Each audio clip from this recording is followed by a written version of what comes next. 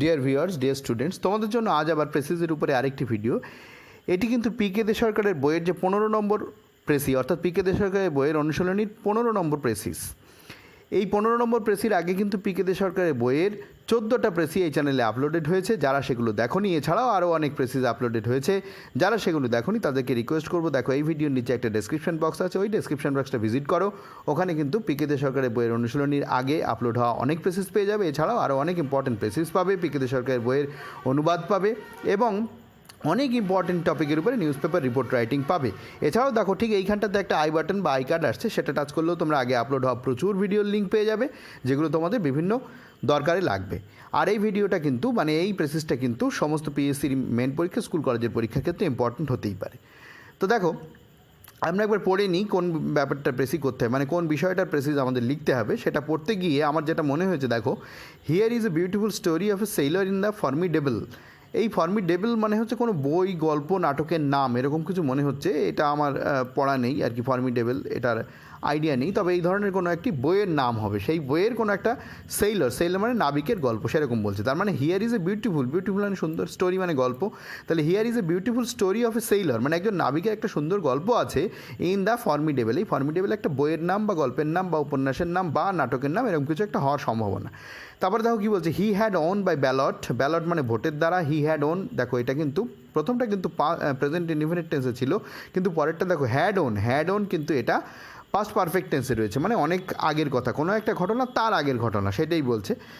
তো he had won by ballot a place in one of the boards. দেখো কী বলছে, he had won by ballot ভোটের দ্বারা তিনি জয়ী হয়েছেন, এ প্লেস একটা জায়গা পেয়েছেন, ইন ওয়ান অফ দ্য একটিতে, দ্য বোর্ডস হচ্ছে নৌকোগুলির একটিতে, অফ হচ্ছে রবায়ের, অফ দ্য বোর্ডস নৌকোগুলির একটিতে তিনি একটা জায়গা পেয়েছেন, জিতেছিলেন। The ship was going down. Ship হচ্ছে জাহাজ। ওয়াজ গোয়িং ডাউন এটা পাস্ট প্রোগ্রেসিভ টেন্স বা পাস্ট ইনডিফিনিট টেন্সে রয়েছে। ডুবছিল এরকম একটা বোঝাচ্ছে, ঠিক আছে। The ship was going down নৌকো বলছি, জাহাজ নিচের দিকে যাচ্ছিল বা ডুবছিল। But he was two be saved, কিন্তু তাকে বাঁচতে হতো বা তাকে বাঁচাতে হবে, এরকম একটা দাঁড়াচ্ছে। হি ওয়াজ টু, এটাও কিন্তু পাস্ট টেন্সে রয়েছে এবং প্যাসিভ ভয়েসে রয়েছে, পাস্ট ইনডিফিনিটের প্যাসিভ ভয়েস। আর আগেরটা পাস্ট প্রোগ্রেসিভ টেন্স বা পাস্ট কন্টিনিউয়াস টেন্সে ছিল। তাহলে এইটুকু পড়ে আমরা কি বুঝলাম?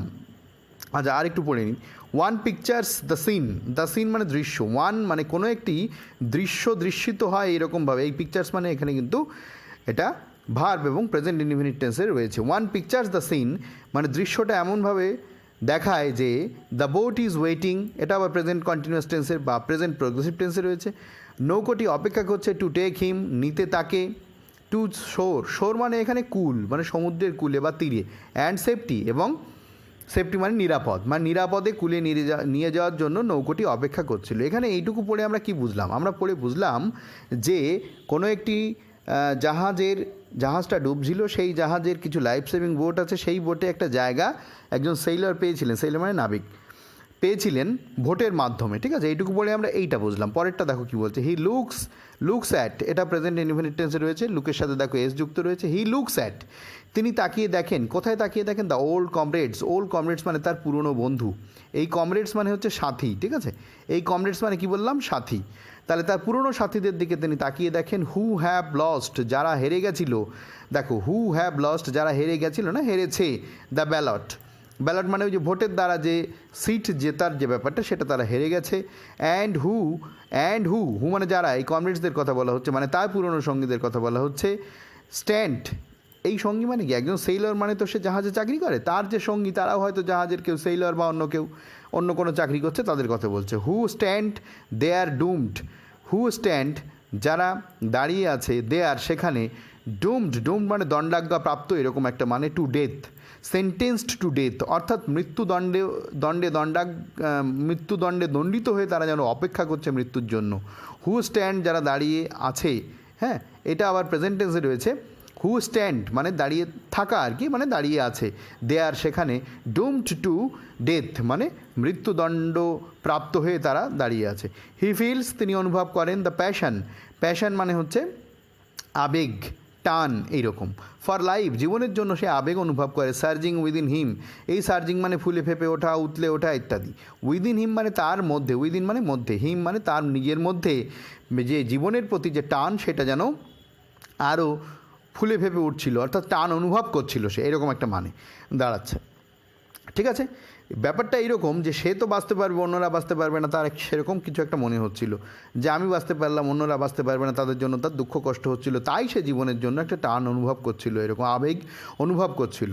হি সিজ, তিনি দেখেন, দ্য কোল্ড, কোল্ড মানে হচ্ছে ঠান্ডা, ডার্ক মানে অন্ধকারাচ্ছন্ন, গভীর বা কুল কিনারা পাওয়া যাচ্ছে না, এরকম কিছু বোঝাতেও এই ডার্ক শব্দটা ব্যবহৃত হতে পারে। সি সমুদ্র, ওয়েটিং, ওয়েটিং এটা কিন্তু ভার্ব নয়, ভার্ব এখানে মূল ভার্ব হচ্ছে সিজ মানে দেখে। হি সিজ, হি মানে হচ্ছে সেই নাবিকের কথা বলা হচ্ছে এখানে। হি সিজ তিনি দেখেন, কি দেখেন?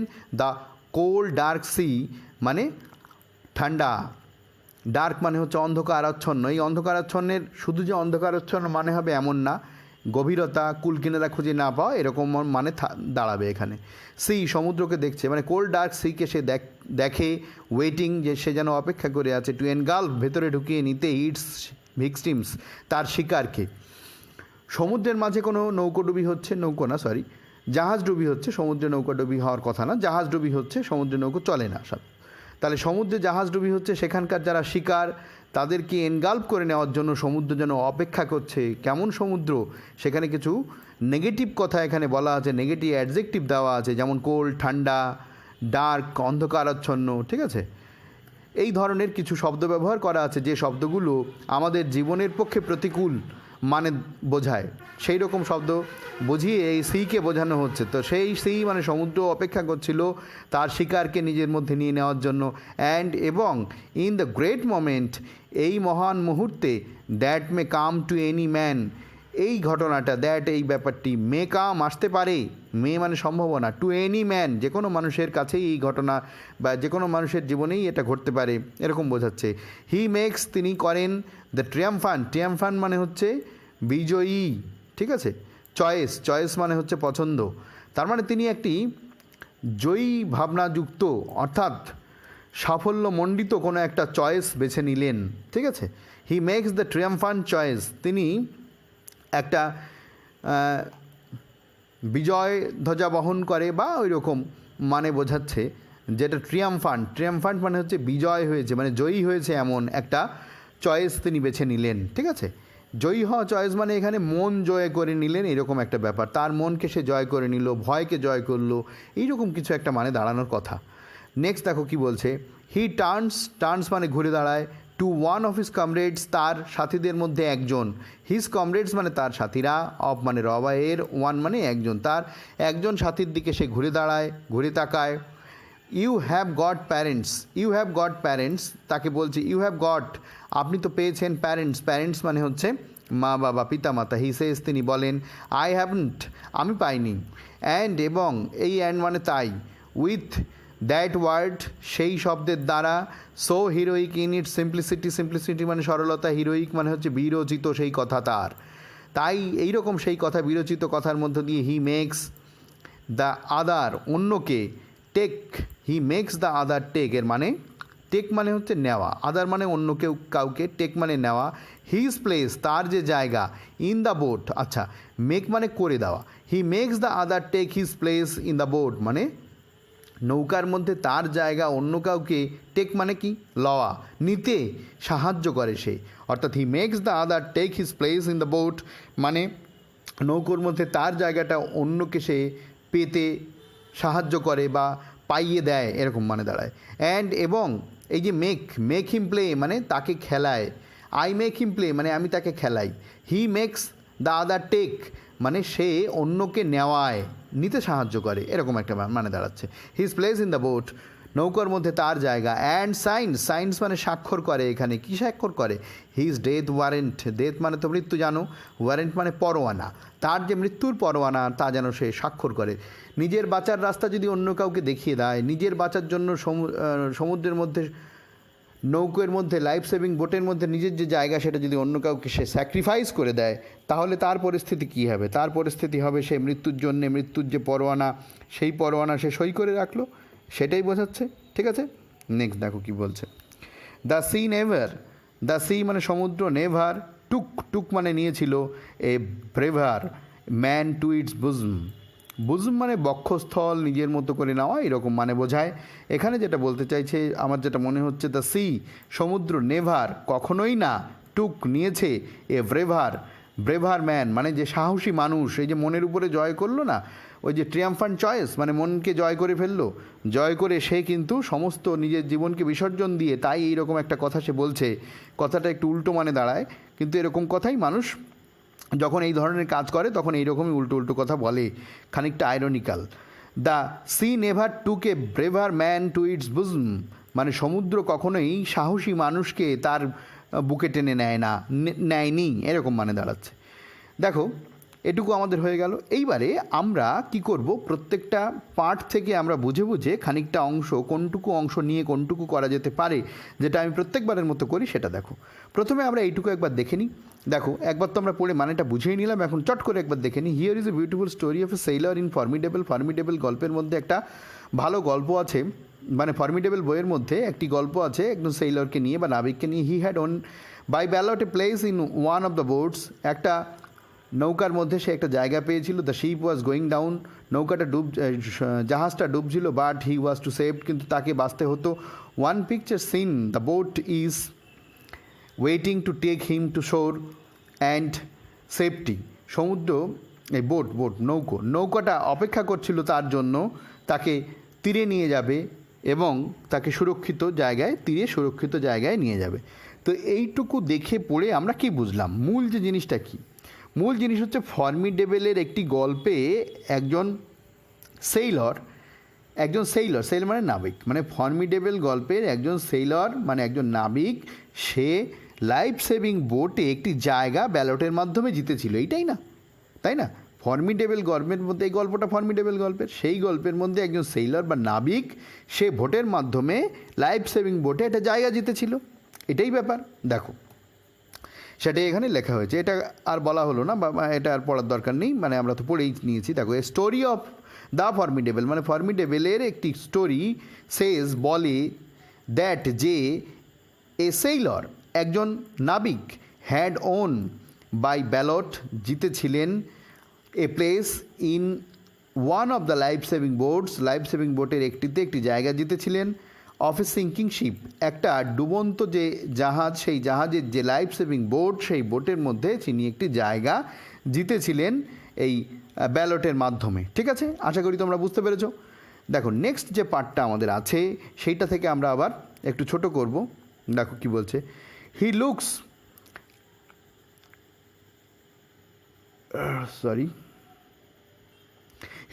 at the old comrades who have lost the ballot and who stand there doomed to death. He feels the passion for life surging within him.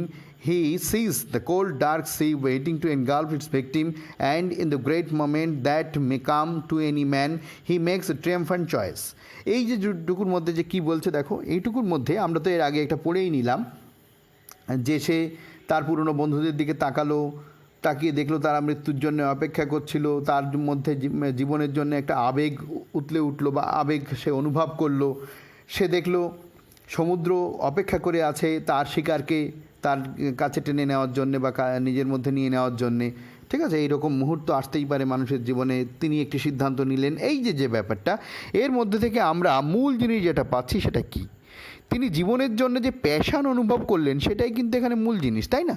এবং জীবনের জন্য যে প্যাশান, সেই প্যাশানের দ্বারা সে কী ভাবলো, সে কিন্তু ভাবলো যে তার যে বন্ধুরা বা তার যে সাথীরা জায়গা হেরে গেছে, যারা ব্যালটে জায়গা পায়নি লাইফ সেভিং বোটে, তাদের ভাগ্যের কথা কিন্তু তাকে ভাবালো। ব্যাপারটা এইরকম, কিন্তু তাদের ভাগ্যের কথা তাকে একটু ভাবালো।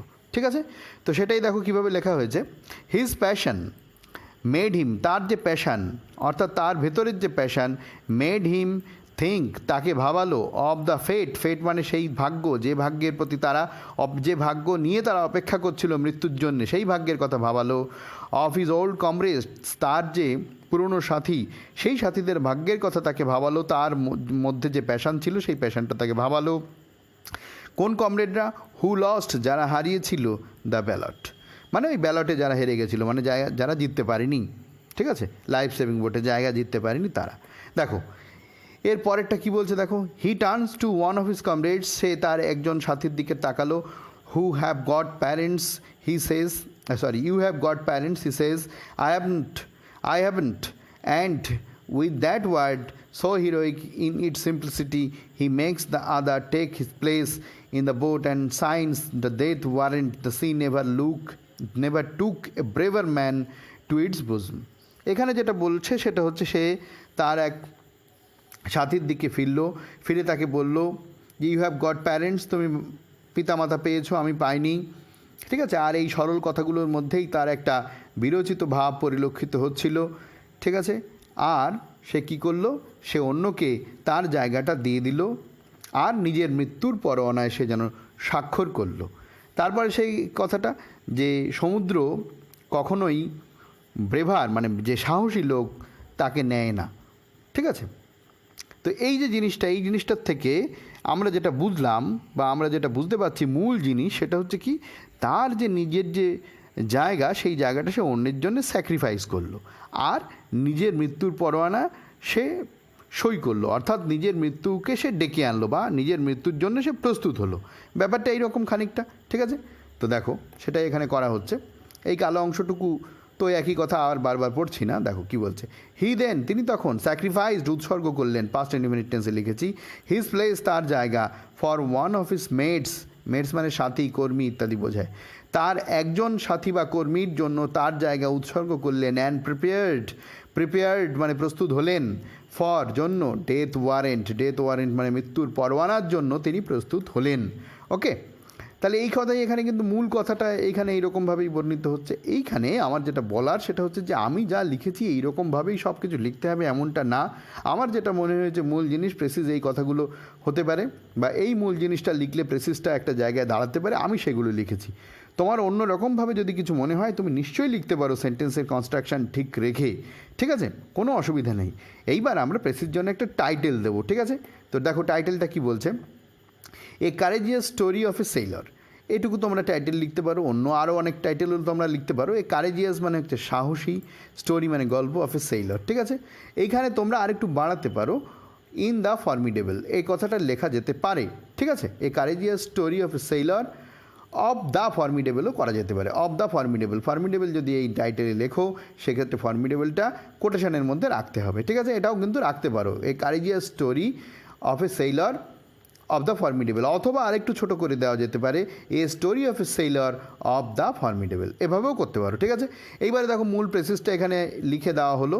আবারও বলছি, এই প্রেসিসটার যে এই শব্দগুলো যেভাবে আমি যা লিখেছি এটাই লিখতে হবে এমন নয়। তবে এই প্রেসিসটা করতে গিয়ে আমার যেটা মনে হয়েছে সেটা হচ্ছে ফর্মিডেবল গল্পের একজন সেইলর, সে একটা জায়গা পেয়েছিল এবং সেই জায়গাটা অনেকেই পায়নি নিজের জীবন বাঁচানোর জন্যে, তাই তার জীবনকে মানে মৃত্যুর জন্যে সে প্রস্তুত হয়ে তার যে লাইফ সেভিং বোটে যে জায়গা সেটা অন্য কাউকে সে উৎসর্গ করে দিয়েছিল। এটাই কিন্তু এখানকার মূল জিনিস। ঠিক আছে, তো আশা করি তোমরা বুঝতে পেরেছো। তোমরা অবশ্যই কমেন্ট করে জানিও কেমন লাগলো ভিডিওটা, এবং আরও যদি তোমাদের কিছু বলার থাকে অবশ্যই তোমরা কমেন্ট করে জানিও। আজকের ভিডিওটা এখানেই শেষ করব। ভালো থেকো। তবে তার আগে শেষ করার আগে রিকোয়েস্ট করবো, যদি ভিডিওটা ভালো লেগে থাকে তাহলে একটা লাইক করে দিও। আর চ্যানেলটা যারা এখনও সাবস্ক্রাইব করনি তাদেরকে রিকোয়েস্ট করবো চ্যানেলটা একটু সাবস্ক্রাইব করে নাও, যাতে এই ধরনের রেয়ার ভিডিও তোমাদের কাছে সবার আগে পৌঁছে যায়। এবং বেল আইকনটাও কিন্তু প্রেস করে নিও, নোটিফিকেশানগুলো যেন একটা মিস না করো সেই জন্য। তো আসি, আবার দেখা হবে পরের ভিডিও। ভালো থেকো।